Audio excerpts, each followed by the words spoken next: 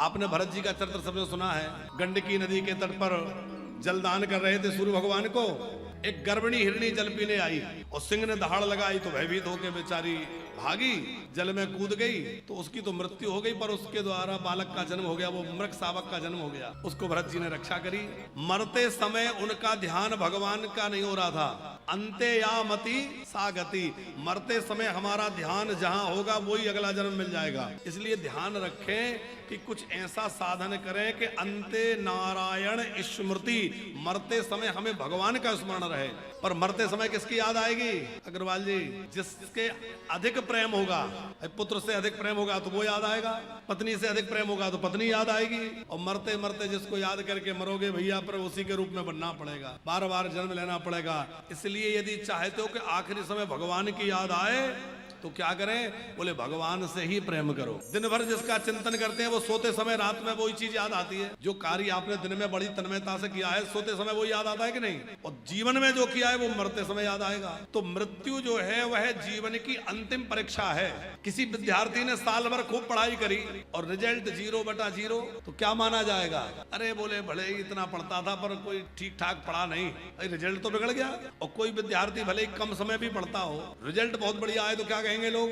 अरे भैया कम देर पढ़ता था पर बहुत ध्यान से पढ़ता था, देखो कितने बढ़िया नंबर आए। रिजल्ट उसका जब आएगा तभी तो पता चलेगा कि उसकी पढ़ाई कैसी थी। उसी प्रकार हमारी मृत्यु का जो क्षण है वो जीवन भर की परीक्षा है। हमारा जीवन हमने कैसे जिया है ये मृत्यु के एक समय से पता चलता है। हमारी मृत्यु किस प्रकार से हुई है वो हमारे जीवन भर की परीक्षा है। यदि भगवान का स्मरण करते हुए भगवत चिंतन में सहजता से मुक्ति हो गई तो भैया जीवन बहुत बढ़िया आ गया। और मरते समय तड़प तड़प करके मरे और इधर उधर का ध्यान करके मरे तो जीवन व्यर्थ। पंकज जी, इस बात को जब हम याद करते तो हमें अपनी माता जी की याद आती है। हम माता जी से कहते थे माता जी राम राम करो, सीताराम बोलो, राधे राधे बोलो। वो ज्यादा बोलती नहीं थी। कई बार हम कहते थे माता जी आप बोलती नहीं है, तो पिताजी कहते थे नहीं वो रात में बोलती है या वो चुपचाप अंदर अंदर बोलती रहती है। हमें लगता था बताओ माता जी ज्यादा भजन नहीं करती। तो हम बार बार कहते थे हम माला दे दें, हम ये दे दें। तो वो माला लेके भजन करते हमने कभी देखा नहीं। लेकिन उनकी जो गति हुई अंतिम परीक्षा,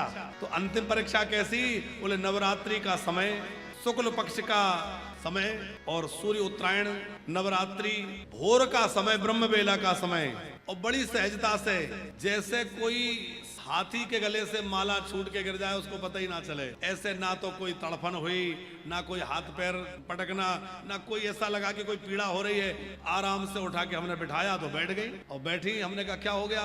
तो बात नहीं की, बस ऐसे देख के रह गई और फिर लेटी तो थोड़ी सी देर में ही बस सब हो गया। पिताजी ने कहा तो हो गया। तो इतनी सहजता से प्राण निकल जाएंगे तो हम समझ भी नहीं पाए कि क्या हो गया। जब पिताजी ने कहा कि हाथ देखना ठंडा हो गया और देखा तो जैसे पर हमने वो बीपी का इंस्ट्रूमेंट लगा के देखा तो कुछ नहीं। और हमने कहा ये क्या हो गया? मतलब इतना सहजता से तब समझ में आया कि वास्तव में भले ये भजन करती कम दिखती थी पर इनका भाव भजन में कितना रहा होगा कि वृंदावन धाम मिला और वृंदावन में आके ऐसी मुक्ति मिली। ये भगवान की कितनी बड़ी कृपा। यमुना षष्ठी को यमुना जी के तट पर उनका संस्कार हुआ। यमुना षष्ठी थी उस दिन। हमारे पूज्य मलुक पीठ वाले गुरुजी ने वीडियो कॉल पर देख करके कहा कि बहुत बढ़िया, आज देखो यमुना षष्ठी है। अब जाने आने से तकलीफ तो होती है पर बोले अब जो हुआ है वो बहुत बढ़िया समय में उनकी गति हुई है और इतना बढ़िया तरीके से वो गई है तो बिल्कुल चिंता मत। कहने का भाव यह है कि अंतिम क्षण हमारा कैसा होगा हमें उसको सुधारना है। भरत जी महाराज का अंतिम क्षण क्या हो गया? बोले हिरण में मोह हो गया। तो मरते समय हिरण का स्मरण करते मरे तो अगला जन्म किसका मिला? हिरण बन गए। पर भजन का प्रभाव था कि वे अपने पूर्व जन्म की बातें याद रही तो बड़े सावधान रहे। तीसरा जन्म एक ब्राह्मण के यहाँ मिला, वहां भी इनका संयोग से भरत नाम रहा। पर ये बहुत ही शांत रहते हैं, किसी से कुछ बात नहीं करना, बोलना नहीं, चालना नहीं, कुछ नहीं करना। तो लोगों ने सोचा ये तो मूर्ख है, जड़ है, नाम ही पड़ गया जड़ भरत। जड़ भरत नाम से विख्यात हो गए। पिताजी के मरने के बाद भाइयों ने तो कुछ नहीं पर भाभियों ने बहुत तंग किया, घर के कामकाज में लगाया। इनकी विशेषता यह थी कि किसी काम को मना करना नहीं और कोई काम बढ़िया से करना नहीं। घर वालों ने निकाल दिया तो डाकुओं ने पकड़ लिया, बलि देने लगे। भगवती ने प्रकट होकर इनकी रक्षा करी, क्योंकि जो भगवान के भरोसे रहता है उसकी रक्षा तो भैया पग पग पे भगवान ही करते हैं। फिर रहुगण ने इनको पालकी में लगा लिया और पालकी ढोते ढोते ये बड़े आराम से चलते हैं, क्योंकि संतों की चाल बड़ी मस्त की चाल होती है। ये ध्यान देते चीटा ना मर जाए, चीटी ना दब जाए, कोई हिंसा ना हो जाए। और कहार लोग तो तेजी से चलते हैं। अब आप देखिए, कहार कहते हैं कि जैसे हम चलते वैसे चलो। इन्होंने मन में सोचा कि मैं यदि इनकी गति चलने लगूंगा तो कल्याण नहीं है, बल्कि ये मेरी चाल चलने लगे। अच्छा, हम लोग भी मुकेश जी क्या करते हैं, संत हो गुरु जी हो, हम लोग चाहते हैं कि ये भी हमारे जैसे चले, पर यदि वो हमारे जैसे चले तो कल्याण नहीं है, बल्कि हम भी उन जैसे चलने लगे तब कल्याण होगा। भैया महापुरुषों की तरह हम लोग भी अपनी गति कर लें। महाजना इन गतः सपंथा। तो जब रहुगण ने उनका बहुत अपमान करना शुरू कर दिया, मैं पिटाई करूंगा, मैं दंड दूंगा, मैं ऐसा कर दूंगा, तब ये बोले, कभी किसी से बोलते नहीं है, मौन रहते थे, आज बोले। क्यों बोले? कि यदि इसी प्रकार यह मेरा अपमान करता रहेगा तो मेरा तो कुछ हानि लाभ नहीं है, पर एक संत का अपराध करने से इसको नरक में जाना पड़ेगा, और यदि ये नरक में चला गया तो सत्संग कलंकित होगा कि संतों का संग करने वाला राजा नरक में चला गया। और क्यों बोले? हमें तो एक कारण लगता है, इसलिए बोले कि भले ही ये राजा जो है कैसा भी हो, पर इसका भार मेरे कंधों पर है, और संत जिसका भार अपने कंधे पे ले लेते हैं उसका बेड़ा पार करके ही छोड़ते हैं। भैया अब तो इसका भार मेरे ऊपर है। तो श्री भरत जी महाराज बोल पड़े, तो योदितम व्याक्तिमते प्रलब्धम भरतुर समेस्याद्यदवीर भारा गन्तुर्यदिस्याधिगम्य मद्वा पीवेति रासहुनभ्युदाम प्रवादा। त्वयोदितम व्यक्तमत प्रलब्धम। अरे राजन, आप किसको दंड देने की बात कर रहे हो?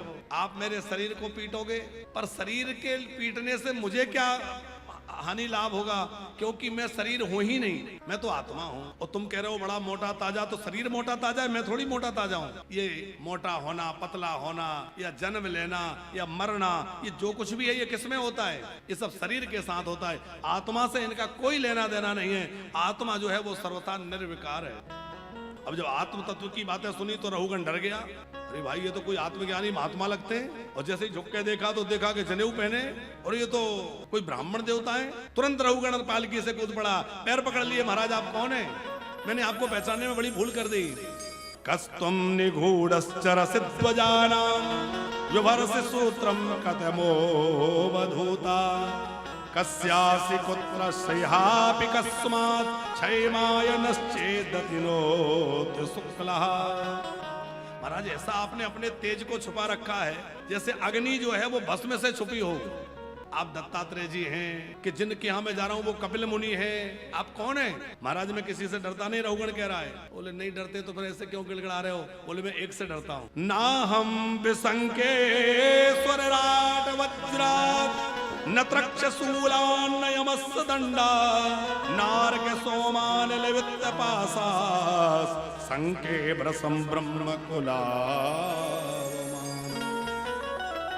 ना हम विसंके सुरराट वज्रात, मैं देवराज इंद्र के वज्र से भयभीत नहीं होता, मैं शंकर जी के त्रिशूल से नहीं डरता, यमराज के पास से नहीं डरता। तो बोले मैं डरता हूं ब्राह्मणों के श्राप से, क्योंकि ब्रह्म श्राप अति घोर। आप कौन है? तब भरत जी ने कहा, देखो है तो ब्राह्मण, पर डरो मत, पूछो क्या जिज्ञासा है। तो रहुगण ने कहा कि आप कह रहे थे कि शरीर को होने वाले सुख दुख से आत्मा का कोई लेना देना नहीं है। ये बात मुझे कुछ समझ नहीं आई। क्यों? बोले जैसे शरीर का संबंध इंद्रियों से है, इंद्रियों का संबंध मन से है, मन का संबंध बुद्धि से, और बुद्धि का संबंध आत्मा से है। तो जब शरीर को कोई सुख दुख होगा तो उसका अनुभव इंद्रियां करेंगी, इंद्रियां करेंगी तो उसका अनुभव मन करेगा, मन करेगा तो बुद्धि करेगी, और बुद्धि करेगी तो आत्मा पर भी प्रभाव होगा, क्योंकि एक दूसरे से संबद्ध है। रहुगण ने एक उदाहरण दिया, हम चूल्हा जलाएं, उस पर बटलोही रखें, उसमें पानी रखें, पानी में चावल डालें, तो बटलोही जब गर्म होगी तो पानी गर्म होगा, और पानी गर्म होगा तो चावल पकेगा कि नहीं? रहुगण ने कहा जब ये बात, तो भरत जी ने बहुत डांट लगाई। अकोविदा कोविद माननीय है, तो बड़ा मूर्ख और अपने आप को बड़ा पंडित समझता है। क्यों महाराज, क्या गलती हो गई? बोले गलती ये हो गई कि तू जिन पदार्थों का उदाहरण दे रहा है इनका आत्मा से कोई संबंध नहीं है। अरे भाई, तू कह रहा है चावल, बटलोही, इन सबको देखा जा सकता है, छुआ जा सकता है, पर क्या कोई आत्मा को देख सकता है? आत्मा को छू सकता है? कोई अस्त्र शस्त्र आत्मा को काट सकता है? अग्नि आत्मा को जला सकती है? ना अग्नि आत्मा को जला सकती, न वायु आत्मा को सुखा सकती, न कोई अस्त्र शस्त्र को भेद सकता। आत्म तत्व जो है वो परमात्म तत्व ही है। अरे राजन, ये जो भी कुछ हानि लाभ सुख दुख आदि आदि जो होता है वो शरीर का होता है। मन इसका अनुभव करता है, बुद्धि इसका अनुभव करती है, इंद्रियां इसका अनुभव करती हैं, लेकिन आत्मा पर इसका कोई प्रभाव नहीं पड़ता। अब एक प्रश्न खड़ा होता है पंकज जी कि नरकों में जब जीवात्मा जाती है तो जब सुख दुख का कोई प्रभाव आत्मा पर नहीं पड़ता तो नरकों में फिर दुख कौन भोगता है? प्रश्न है कि नहीं? इसका मतलब नरकों में जो पीड़ा होती है, दुख होता है, वो जीवात्मा भोगता है? बोले नहीं। मुक्ति किसकी है? शरीर की है कि आत्मा की है कि मन की है? हम लोग प्राय यही मानते हैं कि आत्मा की मुक्ति है, शरीर की तो मुक्ति है नहीं। पर ये बात जब कपिल नारायण भगवान से देवहूति मैया ने पूछी, जो प्रसंग निकल गया कल, तो कपिल नारायण भगवान कह रहे हैं माँ आत्मा की मुक्ति नहीं है। क्यों? बोले आत्मा तो नित्य मुक्त है, जब आत्मा बंधी ही नहीं है तो आत्मा की मुक्ति कैसी? अरे मुक्ति तो उसकी होती है जो बंधा हो, आत्मा का कोई बंधन ही नहीं है।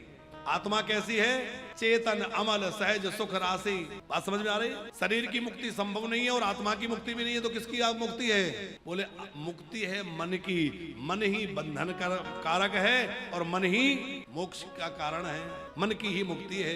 ये कपिल भगवान ने देवहूति माता से सुनाया। और जो मरने के बाद सुख दुख आदि द्वंद्वों का अनुभव करता है वो कौन करता है? बोले मरने के बाद भी सुख दुख आदि द्वंद्वों का अनुभव जो है वो मन ही करता है। हमारे वकील साहब पधारे, बहुत बहुत स्वागत है। आप जो है हमारे बड़े स्नेही हैं और मथुरा में जो श्री कृष्ण जन्मभूमि है, उस श्री कृष्ण जन्मभूमि के आंदोलन में आप बड़ी अग्रणीय भूमिका निभाते हुए उस जन्मभूमि को मुक्त कराने के लिए आप पूरे पुरजोर लगे हुए हैं और जन्मभूमि को मुक्त कराने के कार्य में आप लगे हुए हैं। बहुत बहुत स्वागत है। तो श्री महेंद्र प्रताप सिंह जी वकील साहब हमारे बीच में पधारे हुए हैं, जो श्री कृष्ण जन्मभूमि को मुक्त कराने के लिए लगे हुए हैं। और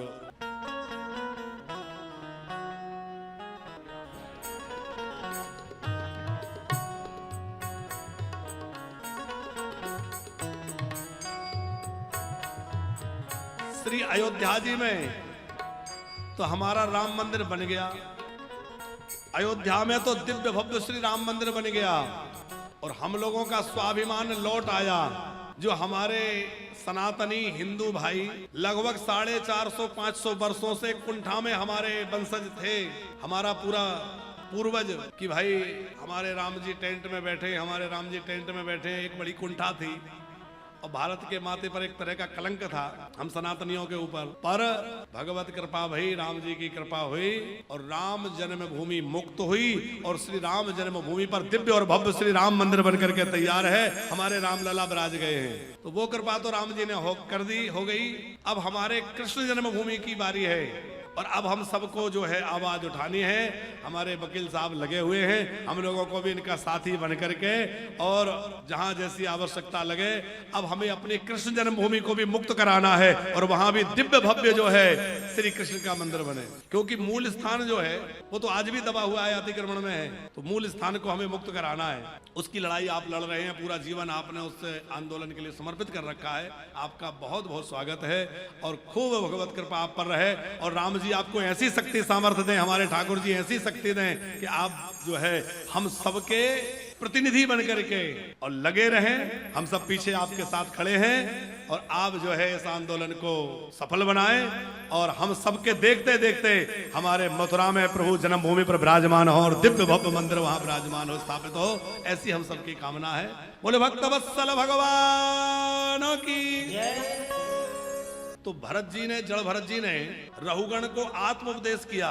उस आत्मोपदेश के कारण वह रहुगण एकदम आत्म तत्व को जान गया और मुक्त हो गया और भजन में लग गया, अपना कल्याण कर लिया। ये रहुगण कौन है? बोले जिस हिरण्य के बच्चे को पाला था ना भरत जी ने, तो वो हिरण्य का बच्चा राजा का चिंतन करते करते मरा तो उसका राज घराने में जन्म हो गया था और वही रहुगण बन के आ गया, यहाँ दोबारा मिलना हुआ। अब समझने की बात यह है यहाँ पर कि एक मोह के कारण, एक मृग के कारण, एक मृग के कारण भरत धरी दो देह और तुलसी उनकी कौन गति जिनके बहुत स्नेह। उनका मन तो केवल एक हिरण में फंसा था, तो 2 जन्म और लेने पड़े, फिर मुक्ति हुई। और हमारा मन तो भैया 50 जगह फंसा हुआ है, धन में भी, घर में भी, पुत्र में भी, पत्नी में भी, इसमें भी, उसमें भी, कितना फंसा है। इसलिए हम अपने मन को धीरे धीरे सब जगह से निकालें और अपने मन को ठाकुर जी के चरणों में लगाएं। शरीर से संसार की सेवा करें और मन तो ठाकुर जी के ही चरणों में रखें।